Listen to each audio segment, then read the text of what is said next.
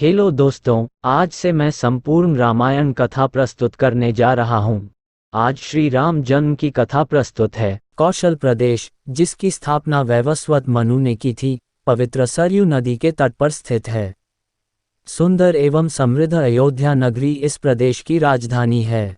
वैवस्वत मनु के वंश में अनेक शूरवीर, पराक्रमी, प्रतिभाशाली तथा यशस्वी राजा हुए, जिनमें से राजा दशरथ भी एक थे। राजा दशरथ वेदों के मर्मज्ञ, धर्मप्राण, दयालु, रणकुशल और प्रजापालक थे।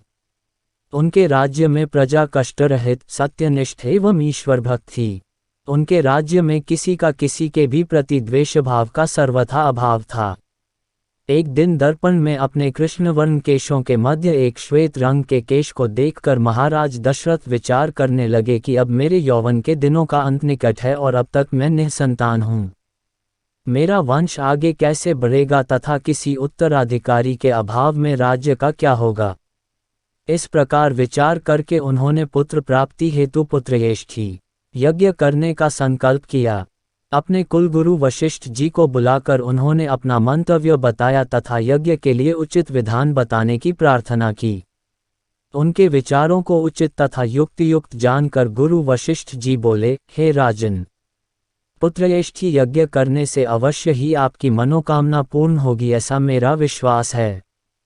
अतः आप शीघ्रातिशीघ्र अश्वमेध यज्ञ करने तथा इसके लिए एक सुंदर श्यामकर्ण अश्व छोड़ने की व्यवस्था करें।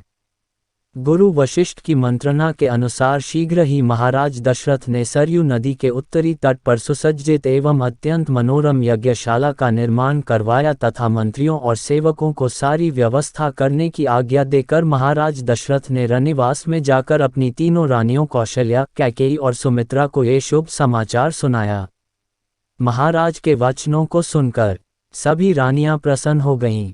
मंत्रीगणों तथा सेवकों ने महाराज की आज्ञानुसार श्यामकर्ण घोड़ा चतुरंगिनी सेना के साथ छुड़वा दिया।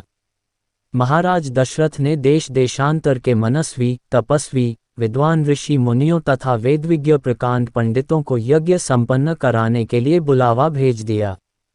निश्चित समय आने पर समस्त अभ्यागतों के साथ महाराज दशरथ अपने गुरु वशिष्ठ जी तथा अपने परम मित्र अंग देश के अधिपति लोभपाद के जामाता ऋग ऋषि को लेकर यज्ञ मंडप में पधारे। इस प्रकार महान यज्ञ का विधिवत शुभारंभ किया गया। संपूर्ण वातावरण वेदों की ऋचाओं के उच्च स्वर में पाठ से गूंजने तथा समिधा की सुगंध से महकने लगा। समस्त पंडितों, ब्राह्मणों, ऋषियों आदि को यथोचित धन धान्य, गौ आदि भेंट करके सादर विदा करने के साथ यज्ञ की समाप्ति हुई। राजा दशरथ ने यज्ञ के प्रसाद चरा को अपने महल में ले जाकर अपनी तीनों रानियों में वितरित कर दिया। प्रसाद ग्रहण करने के परिणामस्वरूप परमपिता परमात्मा की कृपा से तीनों रानियों ने गर्भधारण किया।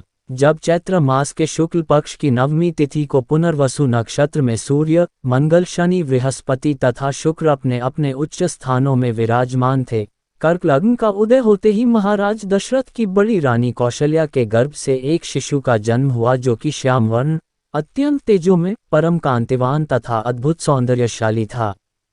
उस शिशु को देखने वाले ठगे से रह जाते थे। इसके पश्चात शुभ नक्षत्रों और शुभ घड़ी में महारानी कैकेयी के एक तथा तीसरी रानी सुमित्रा के 2 तेजस्वी पुत्रों का जन्म हुआ। संपूर्ण राज्य में आनंद मनाया जाने लगा। महाराज के 4 पुत्रों के जन्म के उल्लास गंधर्व गान करने लगे और अप्सराएं नृत्य करने लगीं।